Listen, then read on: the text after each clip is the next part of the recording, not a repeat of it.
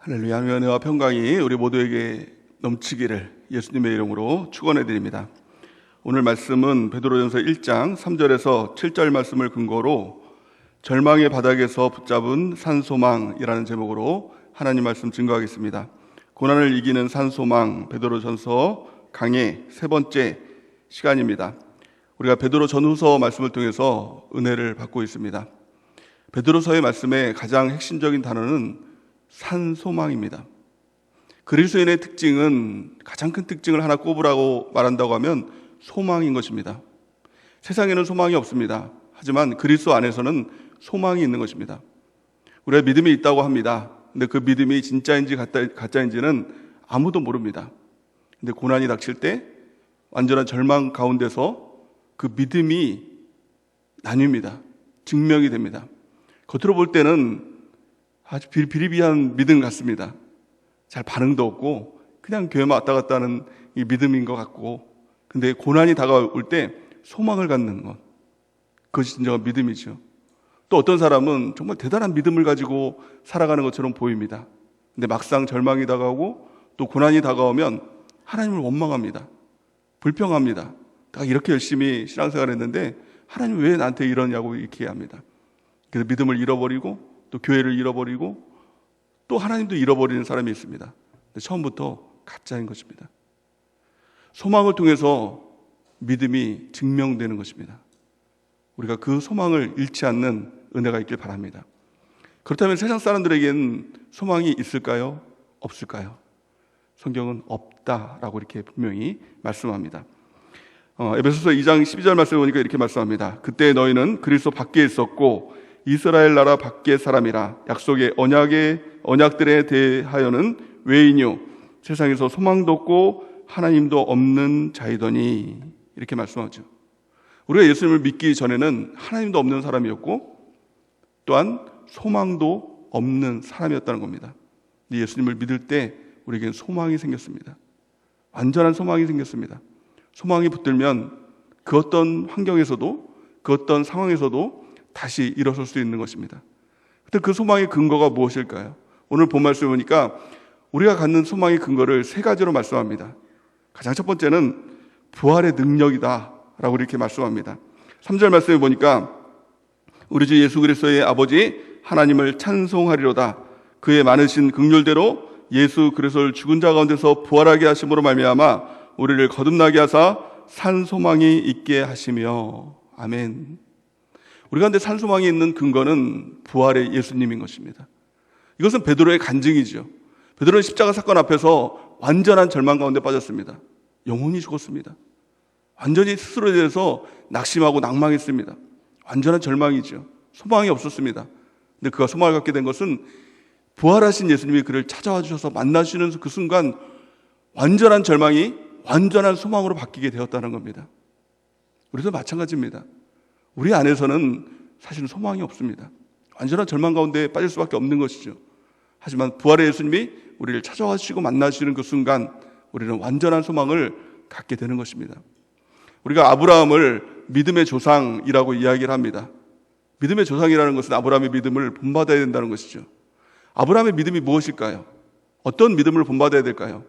아브라함의 믿음을 한마디로 말하면 부활의 믿음, 부활신앙이라고 성경은 우리에게 소개를 하고 있습니다. 로마서 4장 17절 우리 같이 한번 읽어보겠습니다. 시작. 기록된 바 내가 너를 많은 민족의 조상으로 세웠다 하심과 같으니 그가 믿은 바 하나님은 죽은 자를 살리시며 없는 것을 있는 것으로 부르시는 이시니라.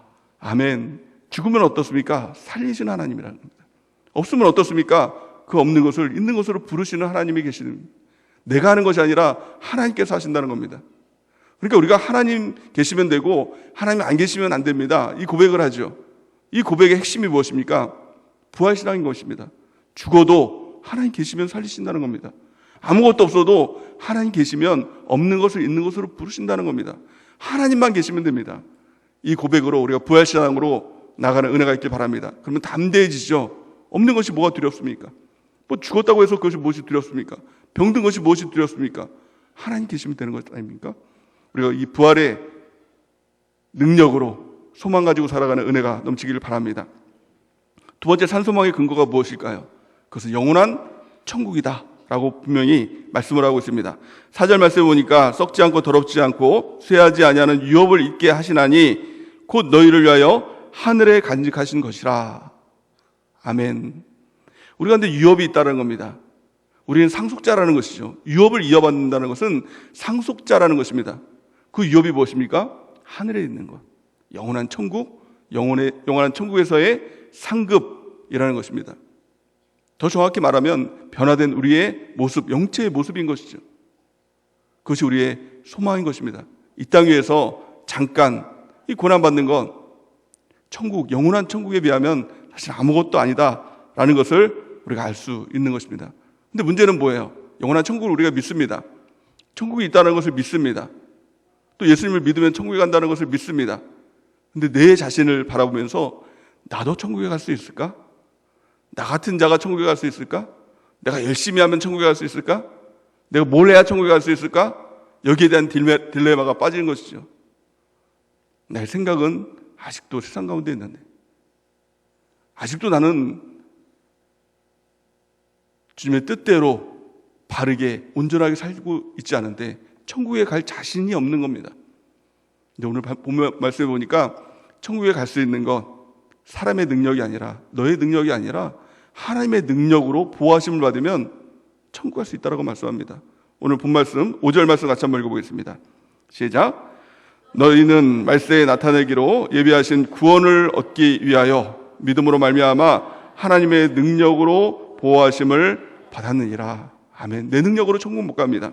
하나님의 능력으로 우리를 보호하실 때 우리는 천국에 갈 수 있는 것이죠. 하나님은 성경을 통해서 하나님의 능력으로 우리를 보호하십니다.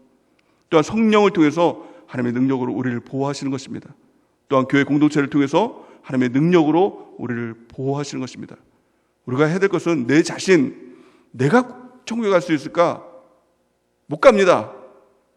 하지만 하나님의 능력, 성경을 통해, 성령을 통해, 교회를 통해 그 보호하심을 통해서 하나님께서 나를 인도해 가시는 것입니다.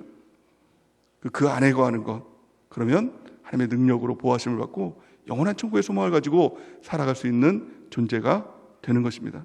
날마다 우리가 성경을 붙드는 은혜가 있기 바랍니다. 성령 하나님을 붙들고 교회 공동체에 깊이 뿌리를 내림을 통해서 하나님의 능력의 보호하심을 받고 천국을 향해서 나가는, 그 소망을 향해서 나가는 우리 모두가 되는 은혜가 넘치기를 바랍니다. 세 번째 소망의 근거가 무엇일까요? 그것은 시련과 고통 가운데서도 우리 주님이 함께 하신다는 겁니다. 그러면 되지 않습니까? 시련과 고통, 나 혼자라고 생각하면 외롭고 힘들고 막막하지만 주님이 나와 함께 하신다라는 이 믿음, 이것이 우리의 자신감이 되는 것이고 이것이 우리의 유일한 소망이 되는 것입니다. 오늘 본말씀 보니까 이렇게 말씀하고 있죠. 6절 보니까 그러므로 너희가 이제 여러 가지 시험으로 말미암아 잠깐 근심하게 되지 않을 수 없으나 오히려 크게 기뻐하는도다. 우리 주님이 함께 하시니 소망 가운데, 이 시련 가운데서도 또 고통 가운데서도 그 기쁨이 넘치게 되는 것입니다. 오늘 이 시험이라는 말을 헬라어로 보니까 페이라스모스 이렇게 얘기를 합니다. 테스트 하신다는 겁니다. 우리 주님이 함께 하시고 우리의 믿음을 테스트하시고, 왜 테스트하실까요? 우리의 믿음을 증명하고 더 한 단계 높은 단계로 우리를 이끌어 가시는 것, 이것이 바로 고통이고 고난이고 또 시험이라는 것을 성경은 말씀하고 있는 것입니다. 그리스도의 특징은 시험을 바라보는, 고난과 고통을 바라보는 시각이 다르다는 겁니다. 어떤 시각이 다를까요? 두 가지로 말씀하고 있는데요. 가장 첫 번째는 고통과 시련은 잠깐이라는 겁니다. 세상 사람들이 왜 절망합니까? 왜 고통과 시련이 다가오면 절망하고 무너집니까? 그것이 끝까지 영원히 계속될 것 같다 보니까 거기에 좌절하고 무너지게 되는 것입니다. 심지어는 자살하게 되는 것입니다. 심지어는 모든 것을 다 놓아버리는 일들을 하는 것입니다. 하지만 시험과 고통은 잠깐이다. 이것을 잊지 않는 은혜가 있길 바랍니다. 6절 말씀 우리가 다시 한번 읽어볼까요? 시작. 그러므로 너희가 이제 여러 가지 시험으로 말미암아 잠깐 근심하게 되지 않을 수 없으나 오히려 크게 기뻐하는도다. 아멘. 우리 모두가 여러 가지 시험을 당하는 것입니다. 그래서 잠깐 근심하게 되지 않을 수 없다. 무슨 말입니까? 다 시험을 받게 된다는 겁니다. 시험과 고통은 누구에게나 다 있다는 것을 성경은 말씀하고 있는 것이죠. 하지만 우리 주님이 계시기에 우리는 그 가운데서도 크게 기뻐할 수 있다라는 것을 말씀하고 있는 것입니다. 두 번째, 고통과 시련을 바라보는 우리의 시각은 어떤 시각일까요? 고통과 시련은 그냥 우연히 다가오는 것이 아니라 의도가 있다는 겁니다. 그 의도가 뭘까요? 우리를 정결하게 하시는 하나님의 도구라는 것입니다. 오늘 본 말씀 보니까 이렇게 말씀하고 있죠. 우리 7절 말씀 같이 한번 읽어보겠습니다. 7절 시작. 너희 믿음의 확실함은 불로 연단하여도 없어질 금보다 더 귀하여 예수 그리스도께서 나타나실 때에 칭찬과 영광과 존귀를 얻게 할 것이니라. 아멘. 우리가 구원을 받는 순간 우리 가운데 금 같은 믿음이 있습니다. 근데 금이라는 것이 단지 반짝반짝 빛나는 금이 아니라 원석에 가까운 것입니다. 여러분들 원석을 보면 딱 여기다 원석을 갖다 놓으면 누구도 금이라고 볼 사람이 없습니다. 돌이라고 봅니다. 근데 그것이 연단됨을 통해서 돌이 다 제거되고 불순물이 제거될 때 반짝반짝 빛나는 금이 나오게 되는 것이죠. 우리도 마찬가지입니다. 구원은 받았지만 원석에 가까운 것입니다. 세상의 때들이 많고 죄악들의 습관들이 너무 많이 붙어 있는 것입니다. 근데 시련을 통해서, 고통을 통해서 이 돌을 다 제거하는 이 연단의 과정들을 겪고 또 세상의 때들, 죄악의 습관들, 이것들이 다 벗어지는 이 과정들을 겪게 되는 것입니다. 그리고 마침내 금 같은 믿음이 나오게 되는 것입니다. 그를 통해서 영원한 천국에서 뭐라고 말씀하고 있습니까? 칭찬과 영광과 존귀를 얻는 것. 이 과정을 통과하는 것입니다. 그러므로 시험을 당하고 고통을 당하고 또 고난을 당하는 이 과정을 통해서 우리가 깨달아야 될 것은 하나님이 일하시는 과정이구나. 나를 만들어 가시는 과정이구나. 나의 길 오직 그가 아시라니 나를 단련하신 후에 내가 정금되어 나오는 이 과정이구나. 이것을 깨닫는 순간 우리는 주님을 바라볼 수가 있는 것입니다. 또한 우리 주님께서 우리와 함께 하신다는 것을 우리가 믿음으로 그 주님을 바라봐야 한다는 것입니다. 그렇다면 우리가 고난과 시련이 다가올 때 어떻게 해야 될까요? 두 가지가 필요한 것이죠. 가장 첫 번째 중요한 것은 낮아지는 것입니다. 하나님께서 우리를 정결하게 하시고 우리를 변화시켜 주시는 것이죠. 근데 그 변화가 무엇입니까? 겸손입니다. 낮추시는 것입니다. 그 전까지는 내가 잘난 줄 압니다. 자꾸 교만이 내 안에 있습니다. 다른 사람들 보면서 정죄하는 마음도 있습니다. 또 내가 무엇인가 더 낫다라는 생각들을 갖고 있습니다. 하지만 고난이 다가오면서 갖게 되는 마음이 무엇입니까? 나는 아무것도 할 수 없다는 사람. 나는 정말 무기력한 사람이구나. 이것을 깨닫는 것입니다. 주님 없으면 안 되는구나. 이것을 우리가 깨닫는다는 것입니다. 성경은 이렇게 말씀합니다. 신명기 8장 2절 우리 같이 한번 읽어보겠습니다. 시작. 내 하나님 여호와께서 이 40년 동안 내게 광야길을 걷게 하신 것을 기억하라. 이는 너를 낮추시며 너를 시험하사 내 마음이 어떠한지 그 명령을 지키는지 지키지 않는지 알려하려 하심이니라. 아멘. 우리 고난이 다가오면, 고통이 다가오면 해야 될 것 딱 한 가지, 바짝 엎드리는 겁니다. 하나님 앞에 바짝 엎드리면 삽니다. 이게 하나님의 목적입니다. 그렇다면 이스라엘 민족들을 광야로 인도하셔서 그냥 가나안으로 인도하면 될 것을 하나님은 이스라엘 민족들을 광야로 인도하셔서 40년간 시험하시죠. 그 이유와 목적이 무엇입니까? 가장 중요한 것은 가나안에 들어가냐 안 들어가냐, 이것보다 더 중요한 것은 그들이 하나님의 백성으로 연단되어 순금이 되느냐 안 되느냐, 이것이 더 중요하다는 것입니다. 우리도 마찬가지입니다. 아니, 예수님 믿으면 그냥 천국 가면 되는 것이지 왜 이 땅에서 이렇게 훈련을 받고 또 고난의 연단을 받느냐. 가장 중요한 것은 하나님의 사람으로 우리가 만들어지는 과정이 중요하다는 것입니다. 그러면 우리를 낮추시고 또 시험하고 겸손하게 하셔서 하나님께서 하시고자 하는 궁극적인 목적이 무엇일까요? 성경은 그것을 마침내 복이다 라고 이렇게 말씀하고 있죠. 우리 신명기 8장 16절 말씀을 같이 한번 읽어보겠습니다. 시작.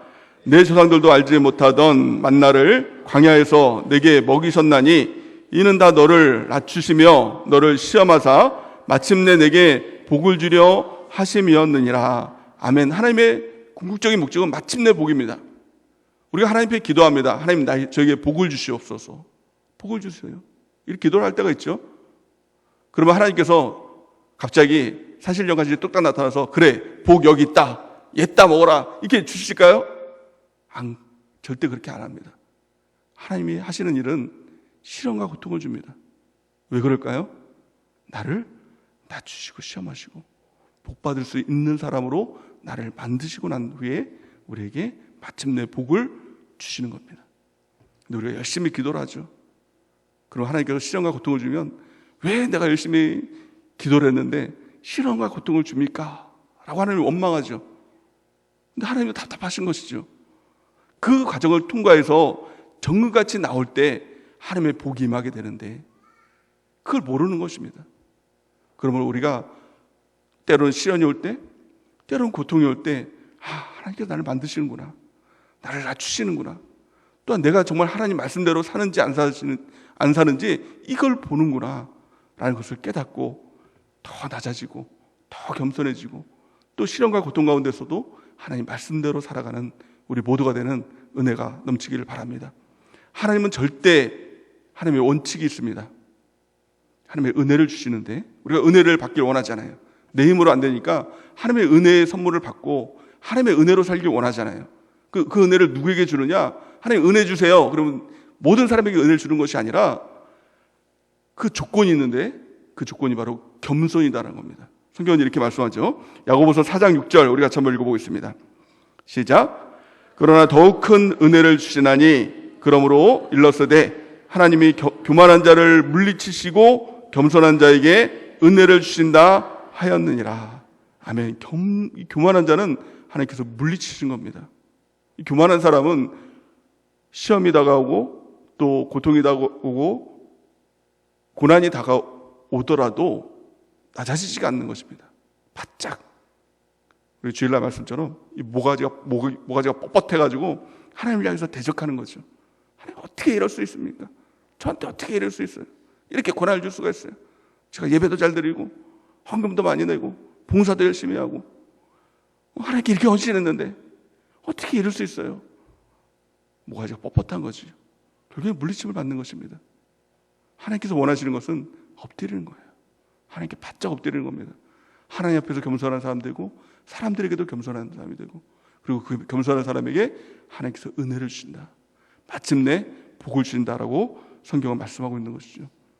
우리가 이 신앙생활하는 이유의 가장 큰 이유와 목적은 예수님을 닮아가는 것입니다. 그것을 성숙이라고 하는 것이죠. 거듭났다면 자라나야 되는 것입니다. 그 자라남의 끝은 예수 그리스도의 장성한 분량인 것입니다.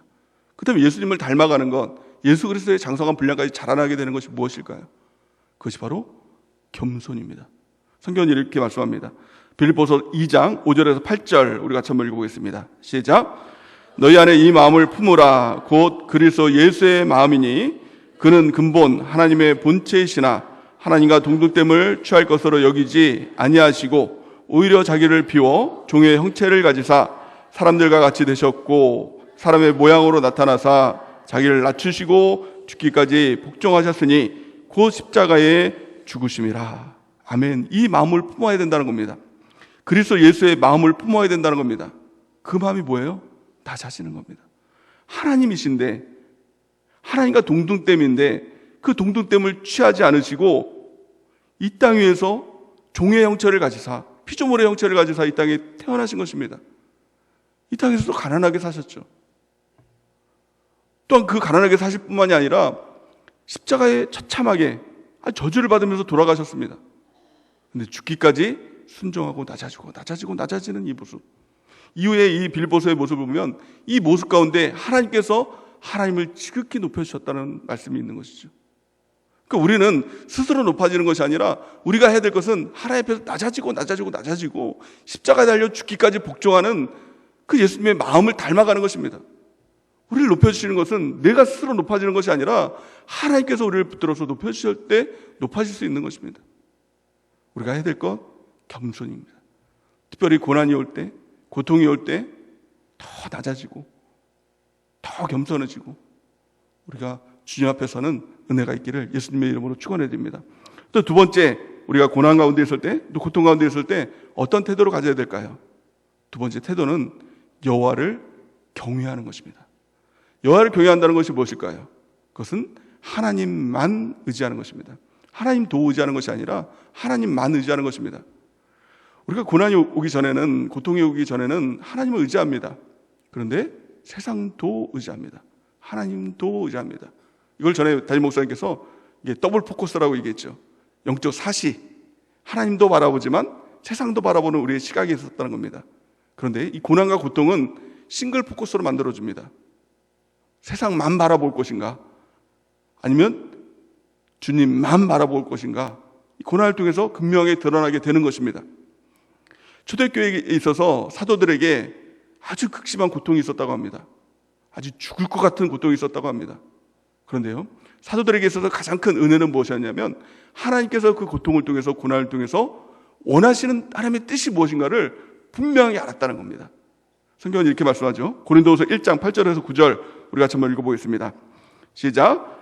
형제들아, 우리가 아시아에서 당한 환난을 너희가 모르기를 원하지 아니하노니 힘의 격도로 심한 고난을 당하여 살 소망까지 끊어지고 우리는 우리 자신이 사형 선고를 받은 줄 알았으니 이는 우리로 자기를 의지하지 말고 오직 죽은 자를 다시 살리시고 하나님만 의지하게 하심이니라.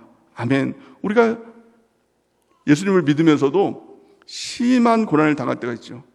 때로는 살 소망도 끊어지는 그런 일들을 만날 때가 있습니다. 그렇다면 왜 하나님께서 예수님을 믿으면 복 주고 다 잘되게 해야지 왜 그런 일들을 주시느냐 하는 것이죠. 사도들은 그 이유와 목적을 분명히 알았습니다. 9절 보니까 우리는 우리 자신이 사형 선고를 받은 줄 알았으니 이는 우리로 자기를 의지하지 말고 오직 죽은 자를 다시 살리시는 하나님만 의지하게 하심이니라. 하나님이 어떤 분이십니까? 죽은 자를 살리시는 분. 부활의 믿음, 부활의 신앙, 이것을 붙들고 하나님만 의지하게 하신다. 하나님만 의지했다는 겁니다. 우리가 살 길은요, 하나님만 의지하는 것입니다. 이것이 경외입니다. 두 가지를 꼭 붙들어야 됩니다. 고난이 다가오면, 고통이 다가오면 첫 번째는 겸손입니다. 우리가 높아졌던 마음들 낮추고 하나님께 바짝 엎드려서 겸손한 마음을 갖는 것입니다. 두 번째는 하나님 경외하는 것입니다. 하나님도 바라봤던 시선에서 하나님만 바라보는 시선으로 완전하게 주님을 의지하는 것입니다. 그럴 때 하나님께서 주시는 놀라운 약속이 있습니다. 겸손, 여호와를 경외함에 보상을 주시겠다라고 약속을 하십니다. 잠언 22장 4절 우리 같이 한번 읽어보겠습니다. 시작. 겸손과 여호와를 경외함의 보상은 재물과 영광과 생명이니라. 아멘. 우리가 겸손한 자 되길 바랍니다. 여호와를 경외하는 자, 주님만 바라보는 죄 백성들은 은혜가 넘치길 바랍니다. 그럴 때 재물을 주십니다. 재물은 어디에서 필요한 것입니까? 천국에서 필요한 것일까요? 이 땅에서 필요한 것일까요? 당연히 천국에서는 재물이 필요 없겠죠. 이 땅 위에서 재물을 주십니다. 어떤 사람은 하나님께서 이 땅에서 재물 주시는 것, 이것을 틀린 거라고 얘기합니다. 아닙니다. 하나님께서 재물 주십니다. 여러분들 이 재물로 풍성해지는 은혜가 있길 바랍니다. 두 번째, 영광을 주시죠. 영광은 어디서 필요한 것일까요? 이 땅에서나 천국에서나 다 필요한 것이죠. 생명, 영원한 생명, 영생을 주시는 것입니다. 이 땅에서 영생을 누리고 영원한 천국에서도 영생을 누리는 것입니다. 금생과 내생에 하나님께서 놀라운 복을 주시는 것입니다. 누구에게요? 겸손과 여호와를 경외하는 사람에게. 우리가 시험과 고통이 있을 때 두 가지를 붙들고 더 겸손해지고 더 주님 한 분만을 바라보며 주 앞에 나가는 우리 모두가 되는 은혜가 넘치길 바랍니다. 무엇보다 중요한 것은 부활의 신앙입니다. 우리가 지지난주 우리의 부활절 예배를 통해서 우리 목사님께서 부활의 신앙에 대해서 말씀을 하셨죠. 부활하신 주님이 우리와 함께 하시는 것입니다. 부활의 예수님을 만나면 십자가가 믿어지기 시작하고 하나님의 말씀이 다 믿어지기 시작합니다. 그리고 영원한 천국이 믿어지기 시작하죠. 영원한 천국에서 주시는 하나님의 상급, 영체의 모습을 기대하면서 우리가 이 땅을 소망 있게 살아가게 되는 것입니다. 더욱더 우리가 겸손한 마음으로 또 여호와를 경외하는 마음으로 영원한 천국을 바라보면서 살아가는, 우리 부활신앙 가지고 살아가는 우리 모두가 되는 은혜가 넘치기를 예수님의 이름으로 간절히 축원해 드립니다.